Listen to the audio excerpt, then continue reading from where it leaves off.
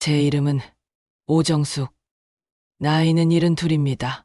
제 인생은 시장 골목 어귀를 40년째 지키고 있는 제 작은 반찬 가게 정숙이네와 똑 닮았어요. 맵고 짜고 달고 시고 온갖 맛이 다 버무려져 있지만 결국은 깊은 맛을 내는 그런 인생이었죠. 남편이 핏덩이 같은 딸 하나 남겨두고 일찍 세상을 뜬 뒤로 제 삶에는 새벽과 낮 그리고 밤만 있었습니다.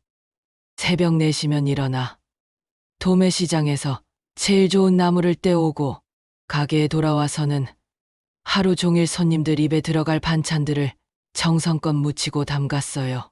그렇게 제 손목과 허리를 받쳐 딸 유미를 키웠고 이 가게가 딸린 2층짜리 작은 상가 건물도 오롯이 제 힘으로 마련했습니다.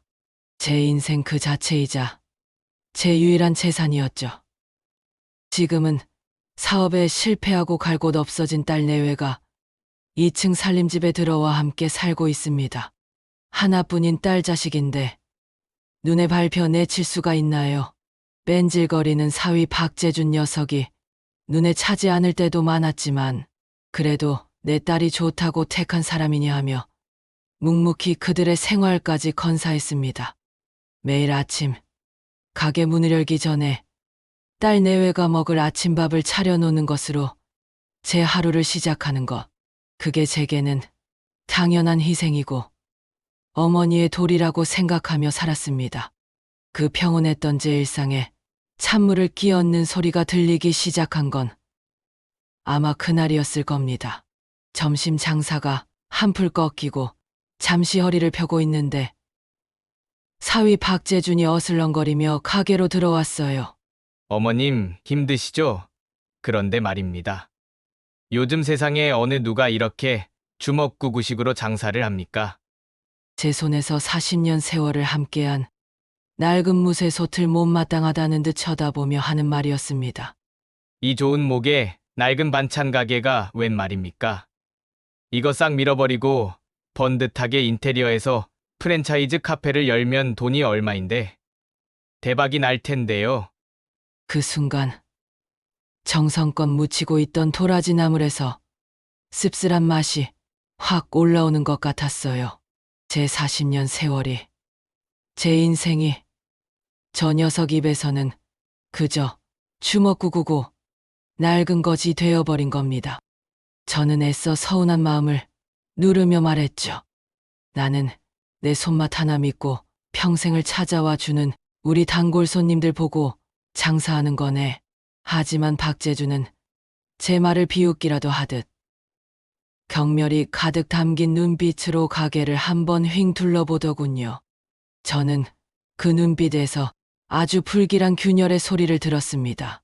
사위의 말이 며칠 밤낮으로 가슴에 가시처럼 박혀 저를 괴롭혔습니다. 그래도 애써 마음을 다잡았어요. 사업하는 사람이라 보는 눈이 다른 거겠지. 젊은 애들이라 생각이 짧아서 그런 걸 거야. 그렇게 스스로를 위로했습니다. 혹시나 하는 마음에 딸 유미에게 넌지시 서운함을 털어놓아 보았지만 딸의 대답은 제 가슴을 더 답답하게 만들 뿐이었어요. 엄마, 재준 씨가 나쁜 뜻으로 그런 거 아니야. 다 우리 가족 잘 되자고 그러는 거지. 엄마 가게가 낡은 건 사실이잖아. 남편 편을 드는 딸의 목소리 앞에서 저는 더 이상 아무 말도 할 수가 없었습니다. 그래, 내가 너무 늙은 생각을 하는 건지도 모르지. 그래도 설마 저것들이 나쁜 마음을 먹었을까? 한 이불 덮고 사는 가족인데 저는 그렇게 제 마음속에서 피어오르는 불안감을 억지로 누르고 또 눌렀습니다. 그렇게 위태로운 평화가 이어지던 어느 날이었습니다. 며칠 전부터 쑤시던 허리가 말썽이라 병원에 들렀다가 평소보다 일찍 집에 들어왔어요. 딸 내외 방이 유독 지저분한 것 같아 잠시 정리를 해주려는데 무심코 연 서랍 깊숙한 곳에서 두꺼운 서류 봉투 하나가 손에 잡혔습니다. 대출 신청 서류라고 써 있더군요. 호기심에 열어본 서류 뭉치를 넘기던 제 손이 어느 순간 그대로 굳어버렸습니다. 부동산 담보 대출 신청서. 담보물 주소는 바로 이 가게, 이 집이었습니다. 사위 박재준이 제 인감 도장을 몰래 훔쳐 제 전 재산인 이 상가, 건물을 담보로 억대의 사업자 대출을 받으려 한 것이었어요. 서류 맨 마지막 장에는 제 이름을 어설프게 흉내낸 서명까지 되어 있었습니다. 순간 눈앞이 캄캄해지고 숨이 쉬어지지 않았어요. 온몸에 피가 발끝으로 다 빠져나가는 기분이었습니다. 내 집, 내 인생을 통째로 도박판에 던지려 한 겁니다. 그것도 제가 아들처럼 품어주려 했던 사위 녀석이 말입니다. 저는 떨리는 손으로 서류를 들고 거실에 앉아 딸 내외를 기다렸습니다. 저녁 늦게 들어온 그들에게 서류를 내밀자 사위 박재준의 얼굴은 하얗게 질렸고 딸 유미는 그 자리에 주저앉아 울기 시작했어요. 저는 딸에게 물었습니다. 너도 알고 있었냐고. 유미는 울면서 제 바짓가랑이를 붙잡았습니다. 엄마, 미안해. 재준 씨가 이번 사업만 성공하면 엄마 호강시켜준다고 했어. 응? 제발 한 번만 눈 감아줘. 이 사람 망하면 우리 다 길거리에 나앉아. 저는 저를 막아서며 남편의 편을 드는 딸의 모습에서 더 이상 기댈 곳 없는 완벽한 고립감을 느꼈습니다. 아, 이 집에서 내 편은 아무도 없구나. 이젠 정말 나 혼자 싸워야 하는구나. 그날 밤, 저는 뜬 눈으로 밤을 새웠습니다. 그리고 다음 날, 시장에 나가는 길로 40년 지기 친구 경자네 가게에 들렀습니다. 최경자. 시장에서 저와 함께 늙어온 유일한 친구죠. 저는 경자 앞에서 처음으로 제 속의 이야기를 전부 쏟아냈습니다. 모든 이야기를 들은 경자는 제 손을 꽉 잡으며 쌍욕을 내뱉더군요. 이런 미친놈들을 봤나? 정수가 정신 똑바로 차려야 해. 여기서 네가 무너지면 평생 저것들 종으로 살다 죽는 거야. 친구의 그 한마디가 제 정신을 번쩍 들게 했습니다. 그날 이후 저는 달라졌습니다. 딸 내외 앞에서는 여전히 아무것도 모르는 척 평소처럼 밥을 차려주고 가게 일을 봤습니다. 하지만 물밑에서는 친구 경자의 도움을 받아 제 인생을 되찾기 위한 계획을 차근차근 실행하기 시작했어요. 경자는 용한 변호사와 믿을 만한 부동산 중개인을 수소문해 제게 연결해 주었습니다. 변호사는 제게 사위 녀석의 대출 시도를 무효로 만드는 방법을 알려주었고, 부동산 중개인은 제게 새로운 제안을 했습니다. 어머님 이참에 아예 이 건물을 파시고 조용한 곳에 가셔서 편안한 노후를 보내시는 건 어떻습니까? 그 말을 듣는 순간 안개 속에 있던 제 길이 환하게 보이는 것 같았어요. 그렇다. 이 지긋지긋한 족쇄를 끊어낼 방법은 이것뿐이다. 저는 그 자리에서 결심했습니다. 내 40년이 담긴 이 집을 내 손으로 정리하겠다고. 제가 변호사를 통해 은행에 대출 부동의 의사를 전달하면서 사위의 계획은 결국 무산되었습니다.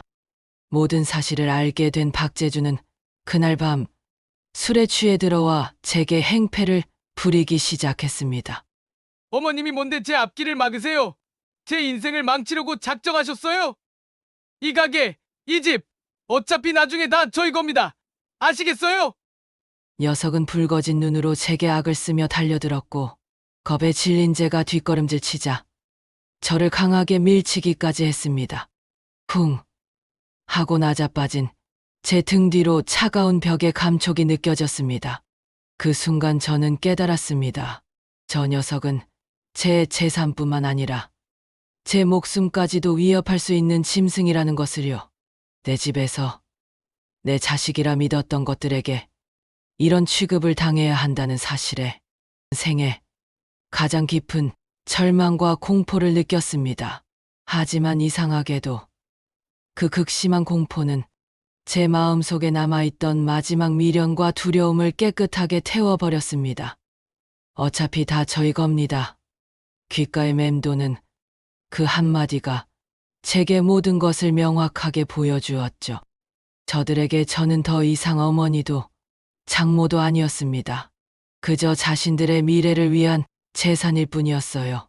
그렇다면 더 이상 망설일 이유가 없었습니다. 저는 그날 밤 저를 밀쳤던 사위의 그 눈빛을 떠올리며 마음을 굳혔습니다. 이제 더는 두렵지 않았습니다.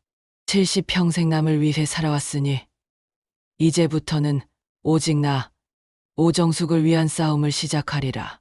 완전한 용기가 제 마음속에서 조용히 하지만 단단하게 차오르고 있었습니다. 제가 자신의 위협에 겁을 먹고 모든 것을 포기했다고 착각한 박재준과 김유미는 며칠 뒤 아무렇지 않은 얼굴로 제게 말하더군요. 엄마, 우리 그동안 머리 아픈 일도 많았으니까 주말에 바람 좀 쐬고 올게요. 뻔뻔하게도 제 카드를 들고 가서 근교의 비싼 호텔을 예약하고 1박 2일 여행을 떠날 채비를 했습니다. 그들이 콧노래를 부르며 여행 가방을 싸는 동안 제 휴대폰이 조용히 울렸습니다. 부동산 중개인이었습니다. 사장님, 마침 현금으로 바로 사겠다는 분이 나타났습니다. 시세보다 조금 깎아줘야 하지만 바로 정리할 수 있습니다. 내일 오전에 바로 계약하시죠. 저는 창밖으로 보이는 아무것도 모른 채 신나게 웃고 있는 딸 내외의 모습을 물끄러미 바라보며 아주 차분한 목소리로 대답했습니다. 네, 그렇게 하시죠. 다음 날 여행에서 돌아온 딸 내외는 현관문을 열자마자 눈앞의 광경에 할 말을 잃었습니다. 가게의 집기들은 한쪽으로 치워져 있었고 살림집의 가구들에는 이삿짐 센터의 스티커가 붙어 있었기 때문입니다. 이삿짐 센터 직원들 사이에서 저는 아주 태연한 얼굴로 그들을 맞이했습니다. 딸 유미가 울먹이며 물었습니다. 엄마, 이게 다 뭐야? 저는 제 인생에서 가장 차갑고 단호한 목소리로 말했습니다. 내 인생을 담보로 도박을 하려 했더구나. 이제 그 좋은 사업 미천 한 푼 없는 이들 돈으로 직접 해보거라.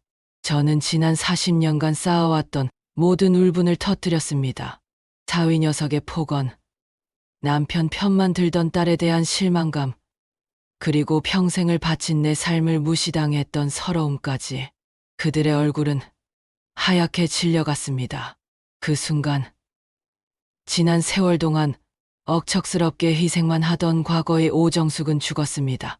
그리고 내 재산과 내 인생의 완전한 주인인 새로운 오정숙이 바로 그 자리에 다시 태어났습니다. 모든 것을 정리하고 이삿짐 트럭에 올랐을 때 제 옆에는 친구 경자가 함께해 주었습니다. 저는 40년의 세월이 담긴 동네를, 가게를, 집을 뒤돌아보지 않았습니다. 트럭은 도시를 벗어나 강원도로 향했습니다. 그곳에 저는 제 남은 인생을 보낼 작은 집 한 채를 마련해 두었죠. 저는 그곳에서 가게가 아닌 햇볕이 잘 드는 작은 요리 교실을 열었습니다. 거창한 사업이 아니었어요. 그저 동네 사람들과 함께 제가 평생 만들어 온 나물과 김치를 담그고 그 비법을 나누는 소박한 공간이었죠. 사람들은 제 손맛에 감탄했고 저를 선생님이라 부르며 존경해 주었습니다. 저는 난생 처음 누군가의 뒷바라지가 아닌 제 재능을 나누는 삶이 주는 진짜 기쁨과 행복을 느꼈습니다. 몇 달 뒤 친구 경자를 통해 딸 내외의 소식을 전해 들었습니다. 결국 그들은 갈 곳이 없어 허름한 월세방을 전전하며 돈 문제로 매일같이 서로를 물어뜯고 싸운다고 했습니다. 그 소식을 들으며 저는 햇살이 가득 들어오는 제 작은 마당에서 동네 사람들과 함께 겉절이를 담그고 있었습니다. 선생님, 이 집 겉절이는 정말 천하일품이에요. 왁자지껄한 웃음소리가 마당에 가득 퍼졌습니다. 제 평온한 웃음소리 위로 도시의 어느 어두운 방에서 들려올 딸 내외의 절규가 겹쳐지는 듯했습니다. 저는 조용히 간 묻힌 겉절이 한 조각을 입에 넣었습니다. 짭짤하고 알싸하고 그리고 아주 시원한 해방의 맛이었습니다.